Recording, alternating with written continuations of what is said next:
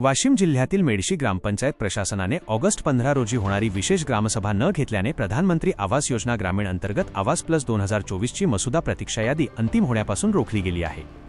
यामुळे स्थानिक बेघर व गरजू लाभार्थी घरकुलाच्या लाभापासून वंचित राहण्याची भीती निर्माण झाली असून प्रशासनाने तातडीने विशेष ग्रामसभा बोलावून प्रक्रिया पूर्ण करावी अशी जोरदार मागणी सामाजिक कार्यकर्ते जावेद धनू भवानीवाले यांनी केली आहे।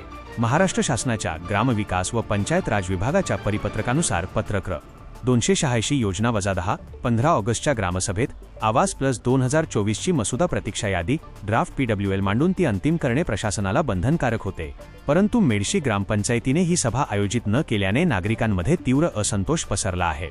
जावेद धनू भवानीवाले यांच्या प्रमुख मागण्या: विशेष ग्रामसभेचे तातडीने आयोजन, मेडशी ग्रामपंचायत प्रशासनाने रखडलेली मसुदा यादी ग्रामसभेसमोर ठेवून लाभार्थ्यांच्या पात्रतेची प्रत्यक्ष पडताळणी करण्यासाठी तात्काळ विशेष ग्रामसभा आयोजित करावी, यादीचे सार्वजनिक प्रकटन, आवास सॉफ्ट प्रणालीवरून मसुदा प्रतीक्षा यादी डाउनलोड करून ती नागरिकांच्या माहितीसाठी ग्रामपंचायत कार्यालयात प्रसिद्ध करण्यात यावी, नियमबद्ध अंतिम प्रक्रिया, ग्रामसभेने सुचवलेले सर्व वैध बदल आवास सॉफ्ट प्रणालीवर नोंदवून अंतिम यादी तयार करावी, तसेच सभेची पारदर्शकता राखण्यासाठी जिओ टॅग्ड व टाइमस्टॅम्प असलेले 3 छायाचित्रे आवास अधिक ॲपवर अपलोड करण्यात यावी।